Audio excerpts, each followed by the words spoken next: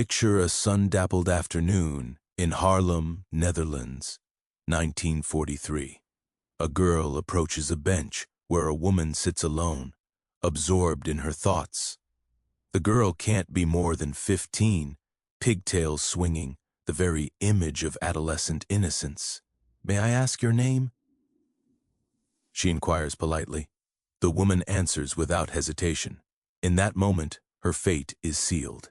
The girl produces a concealed weapon, meets the woman's gaze with unflinching resolve, and fires. The shot echoes. The woman collapses. Within seconds, the girl is pedaling away on her bicycle, disappearing into the maze of streets, as if she were merely late for dinner.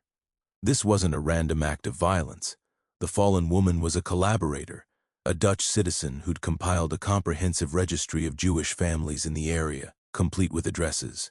She was mere hours from delivering this information to Nazi authorities, a handover that would have condemned hundreds to deportation and almost certain death. That single bullet saved countless lives. The girl's name was Freddie Oversteegen. She was 16 years old. Before the war ended, Freddie and her older sister Truus would eliminate dozens, perhaps more than 100, Nazi officers and Dutch traitors. The precise count remains unknown. Whenever pressed for specifics, Freddie offered the same quiet response: "Such questions aren't meant for soldiers." This is the chronicle of two sisters who wielded beauty as a weapon, seduction as strategy, and bicycles as getaway vehicles. Young women who trained in darkness to take lives with precision. Girls who established their own moral boundaries, refusing to harm children regardless of whose offspring they were. Sisters who somehow preserved their humanity while battling those who had surrendered theirs entirely. Freddie Oversteegen entered the world in 1925 in Schoten, a modest village bordering Haarlem. Her early years were unconventional from the start. The family resided on a houseboat where money was perpetually scarce. Her father barely scraped by financially. Her mother, Treintje, was a committed communist whose philosophy was elegantly simple. Confronting injustice wasn't optional. It was mandatory. When Freddie's parents separated, during her childhood, her father serenaded them with a melancholic French ballad from the boat's bow as they departed. That memory would be one of her last clear images of him. Treintje relocated her daughters to a cramped Haarlem apartment where they slept on straw-filled mattresses. Material possessions were virtually non-existent, yet their mother consistently created space for others: Jewish refugees fleeing Germany's tightening grip, political dissidents hunted by the expanding Nazi regime, strangers desperately seeking sanctuary. Freddie and Truus became accustomed to sharing their beds with people whose names they sometimes never learned. The sisters crafted dolls for displaced children caught in Spain's brutal civil war. They absorbed a fundamental lesson before they'd finished growing: certain principles transcend personal comfort. Their mother's teaching was crystalline: helping others requires personal sacrifice. It was a principle they would embody completely. May 10th, 1940. Nazi Germany's war machine rolled into the Netherlands. The Dutch military mounted a valiant but futile defense, surrendering after 5 desperate days. Freddie was 14. Truus had just turned 16. The occupation wasn't gradual. It was immediate and suffocating. German soldiers materialized on every corner, swastika banners draped from building facades. A cascade of new regulations, restrictions, and omnipresent fear descended on daily life. Freddie would later recall the terror. "I remember families being extracted from their homes, Germans hammering on doors with rifle butts. The sound reverberated through entire neighborhoods. And the shouting, always the shouting. It was absolutely terrifying, but the Oversteegen household didn't shrink into submission. They chose confrontation. Freddie and Truus joined their mother in distributing prohibited pamphlets and underground newspapers.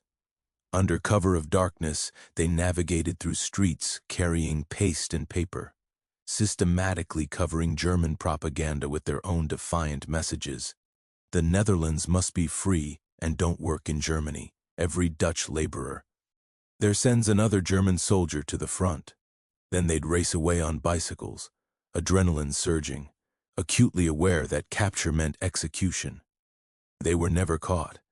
Who would suspect two young girls on bicycles? Their activities attracted attention from the right people. In 1941, Frans van der Wiel appeared at their door. He commanded the Haarlem Council of Resistance, a clandestine network opposing Nazi occupation. He'd heard rumors about the Oversteegen family, a mother sheltering refugees, daughters distributing illegal literature. He wanted to recruit them.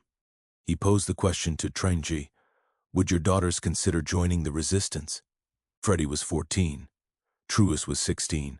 Their mother consented. The girls agreed without hesitation. But van der Wiel needed assurance they could withstand pressure, so he devised a test. Several days later, he returned transformed, dressed as a Gestapo officer. He burst through their door brandishing a weapon, screaming in German, demanding the location of a hidden Jewish man. Freddie and Truus didn't fracture. They divulged nothing.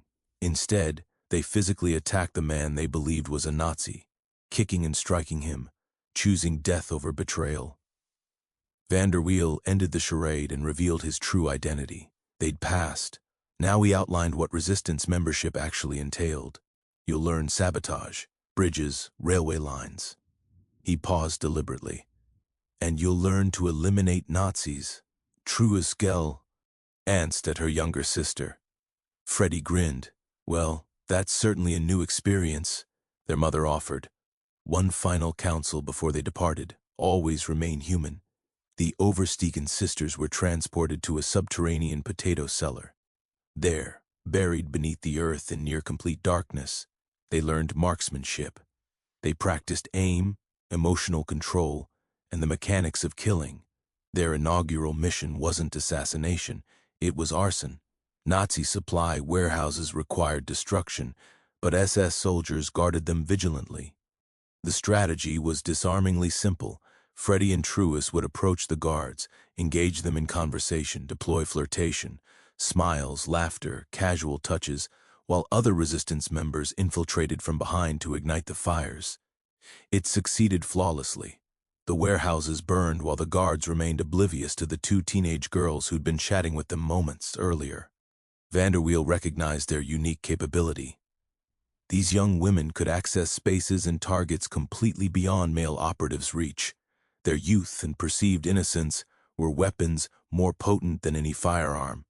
Now they would discover what that truly meant. Freddie's inaugural victim wasn't a German soldier, it was a Dutch woman. Resistance intelligence had identified a collaborator who'd assembled a list, names and addresses of every Jewish resident in the region. She intended to deliver it to the Germans imminently. That list represented a death warrant for hundreds, men, women, children, entire families destined for roundup, deportation, and extermination. The resistance assigned Freddie the task. She cycled to a public park where the woman would be. She located her target on a bench. Freddie approached casually, innocently. Just a girl with braided hair. "What's your name?" The woman answered. Freddie confirmed the identification. She withdrew her pistol, locked eyes with the woman, and fired. The woman fell. Freddie mounted her bicycle and rode away. Later, she described the emotional aftermath. The first impulse after shooting someone is to help them up. That instinct to provide aid even after delivering death. It never diminished, regardless of how many times she pulled the trigger. Freddie and Truus refined their assassination techniques through trial and experience. Sometimes they operated independently, other times they collaborated. Their methodologies evolved as they learned what succeeded. The forest method: they'd frequent bars and taverns where German officers congregated. One sister would enter alone, initiate conversation with an officer, laugh at his jokes, make physical contact, lean close. Then she'd pose the question, "Would you care for a walk in the woods?" The officer invariably accepted. They'd venture into the forest together, progressively deeper, away from roads and witnesses. There, concealed among the trees, the other sister waited, one bullet to the head. The officer collapsed. They'd deposit his body in a pre-dug grave and depart by bicycle. The drive-by method, Truus would pedal while Freddie balanced on the rear, pistol ready. They'd identify their target walking along the street, ride past him, and Freddie would fire. Then they'd continue riding. Just two girls on a bicycle. Nothing remarkable. We always used bikes, never walked, Truus later explained. Walking was far too dangerous. I always ensured the route was clear. That approach worked exceptionally well. The doorstep method. Sometimes they'd surveil a target, learning his address and routine. Then they'd knock on his door. When he opened it, he'd see a young girl. Innocent, harmless. By the time recognition dawned, it was already too late. In 1943, a third member joined their cell, Hannie Schaft. Everyone called her Hannie. She differed markedly from the Oversteegen sisters. Hannie originated from a middle-class family. Her father taught school. She'd been studying law at Amsterdam University, preparing for a career as a human rights attorney. When the Nazis mandated that all students sign a loyalty oath to Germany, Hannie refused. She was expelled. Rather than return home, she joined the resistance. Hannie possessed distinctive features that made her memorable: vibrant red hair, green eyes, pale complexion, the type of face people didn't forget. It would ultimately lead to her death. But first, she would become one of the Netherlands' most feared resistance fighters. Van der Wiel tested her identically to how he'd tested the Oversteegen sisters. He provided her with a gun and instructed her to assassinate a Nazi officer. She approached the target, raised the weapon. Her hands trembled. She pulled the trigger. Click. The gun was empty. It had been a test. The Nazi officer revealed himself as Van der Wiel. She'd passed. Now she joined Freddie and Truus. The three young women formed a lethal unit. Hannie was the intellectual, the strategist who analyzed every detail. Truus was the leader, decisive, fearless, making difficult calls. Freddie was the scout, mapping terrain in advance, identifying every escape route. Together they were formidable. The three women didn't limit themselves to killing. They sabotaged railway lines to prevent deportation trains from reaching concentration camps. They smuggled Jewish children across borders, sometimes walking them through the night. They stole identity documents and forged papers to help refugees vanish. They gathered intelligence on German troop movements and transmitted it to Allied forces. And yes, they eliminated German soldiers, Nazi officers, and Dutch collaborators. The collaborators were often the most dangerous targets. Dutch citizens betraying their compatriots for financial gain or power, turning in Jewish neighbors, working for the Gestapo. Freddie and Truus increasingly focused on these traitors as the war progressed. We were excising cancerous tumors from society, Truus later explained. Like a surgeon, you had to remove them. Arrest wasn't possible. Trials were impossible. There was no alternative solution. One day, orders arrived from resistance leadership. The target, Arthur Seyss-Inquart, Reich Commissioner of the Netherlands, one of the country's most powerful Nazis. The mission: kidnap his children.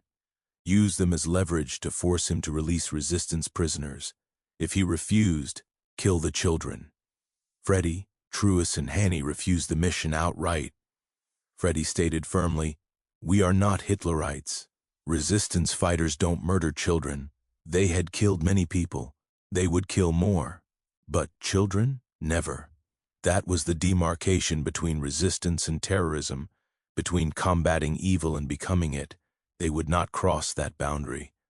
Truus was cycling through the streets one afternoon when she witnessed something that would haunt her permanently. A Dutch SS soldier, a Dutchman who'd joined Nazi forces, stood in the street. He'd seized an infant from a family. The father was there, the baby's sister. They were screaming hysterically. The soldier lifted the baby and smashed it against the wall. The child died instantly. Truus stopped her bicycle. She withdrew her pistol and shot the soldier dead. Right there in the middle of the street. It wasn't an assignment. There were no orders. That wasn't a mission, she said later. But I don't regret it. Some actions don't require orders. By 1944, Hannie Schaft had become one of the Netherlands' most wanted individuals. Her red hair had been spotted at too many scenes. Witnesses described her repeatedly. Word spread. The Nazis issued a bulletin, "Find the girl with the red hair." Hannie dyed her hair black, began wearing glasses, altered her appearance as much as possible. But she didn't stop fighting. In June 1944, she and fellow resistance fighter Jan Boonkamp were assigned to kill a Dutch collaborator named Willem Raget. They located him. Boonkamp shot him, but Raget didn't die immediately. In the ensuing chaos, Boonkamp was shot in the stomach. Hannie escaped. Boonkamp was captured. He was transported to a hospital, dying. The Nazis interrogated him. He refused to speak. Then they attempted a different approach. An officer posed as a resistance member, claiming he was a friend who wanted to help. Boonkamp, delirious from blood loss and medication, believed him. He revealed Hannie's address. He died shortly afterward. The Nazis raided Hannie's parents' home. They arrested her mother and father, sending them to a concentration camp. Hannie went underground. She couldn't continue fighting. If captured, everyone she knew would perish. For months, she remained hidden, but concealment couldn't last forever. March 21, 1945. The war was nearly over. Allied forces were advancing. Liberation was mere weeks away. Hannie was cycling through Haarlem, carrying copies of an illegal communist newspaper and a pistol. She was stopped at a Nazi checkpoint. They searched her. They found everything. She was arrested. They transported her to an Amsterdam prison. For weeks they interrogated her, tortured her, kept her in solitary confinement. They knew they'd captured someone significant, but they needed confirmation. Eventually, they noticed something. Her hair was black, but her roots were growing in red. They'd found the girl with the red hair. Hannie admitted to assassinations. She confessed to her actions. But she never surrendered a single name. Not one resistance member. Not Freddie, not Truus, no one. She protected her friends until the very end. April 17, 1945. 18 days before the Netherlands would be liberated. The war was essentially over. Everyone knew it. There was even an agreement between the Nazis and Dutch resistance to cease executions. But Willy Ludges, the Nazi officer in command, ignored it. He wanted Hannie Schaft dead. 2 Dutch collaborators, traitors to their own nation, were assigned as executioners, Martin Kuiper and another named Faber. They transported Hannie to the sand dunes of Overveen, where hundreds of resistance fighters had already been executed and buried. Faber raised his pistol and fired. The bullet grazed Hannie's head, wounding but not killing her. She looked at her executioner and said, "I shoot better than you." Kuiper raised his submachine gun and fired. Hannie Schaft died in those dunes. She was 24 years old. They buried her in a shallow grave. So shallow that her red hair remained visible above the sand. The Netherlands was liberated on May 5, 1945, 18 days after Hannie died. After the war, they discovered 422 bodies in the Overveen dunes. 421 men and 1 woman, Hannie Schaft.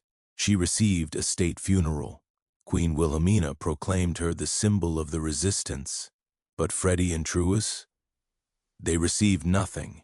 For decades, the Dutch government ignored them. Why? Because they were communists. During the Cold War, anyone with communist affiliations was marginalized, forgotten, treated with suspicion.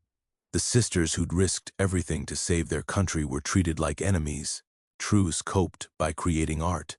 She became a sculptor, crafting memorials to the resistance. She wrote a memoir. She spoke publicly about their actions. Freddie chose a different path. I coped by getting married and having babies. She married a man named Jan Dekker, had 3 children, and attempted to construct a normal life. But the past never released its grip. She suffered from insomnia and nightmares that arrived without warning. Every year on May 4th, Remembrance Day in the Netherlands, she woke with dread. When people asked how many she'd killed, she always gave the same answer: one should not ask a soldier any of that. She never stated the number. Neither did Truus. Some burdens you carry alone. For almost 70 years, Freddie and Truus waited. Finally, in 2014, Dutch Prime Minister Mark Rutte invited them to a ceremony. He awarded them the Mobilization War Cross, a military honor for wartime service. Freddie was 89 years old. Truus was 91. Freddie's son said it was the happiest day of his mother's life. After 69 years, someone finally said, "Thank you." Streets in Haarlem were named after them. Their story appeared in books and documentaries. But for most of their lives, they'd lived in silence, unrecognized, unhonored. Two teenage girls who'd killed Nazis with their own hands, forgotten by the country they saved. Truus Oversteegen died on June 18, 2016. She was 92 years old. Freddie Oversteegen died on September 5, 2018, one day before her 93rd birthday. Throughout her life, Freddie visited Hannie Schaft's grave. She left red roses for the friend who didn't survive. When asked what advice she had for future generations, Truus said, "When you must make a decision, it must be the right one, and you must always remain human." Those were the words their mother had given them before they joined the resistance. Always stay human. Freddie and Truus killed people. They shot men in forests and on street corners. They watched life drain from their enemies' eyes, but they remained human. They wept after every kill. They refused to murder children. They carried the weight of their actions for the rest of their lives. The Nazis killed millions, systematically, industrially, without remorse, and lost their humanity entirely. That's the DI. Efference. During World War II, 90% of the Dutch population attempted to live normally under Nazi occupation. 5% collaborated with the enemy. 5% joined the resistance. Of that 5%, only a handful of women took up arms. Even fewer killed with their own hands. Freddie Oversteegen was one of them, a 14-year-old girl with braided pigtails and a pistol hidden in her bicycle basket. She wasn't a cinematic hero. There was no dramatic soundtrack, no slow-motion sequences, no Hollywood ending. Just a teenage girl who decided that some things are worth killing for and some things are worth dying for. The three of them, Freddie, Truus, and Hannie, are believed to have killed dozens of Nazis and Dutch collaborators. Some estimates exceed 100. Freddie lived to be 92 years old. She never disclosed how many Nazis she killed, and she never apologized for any of it.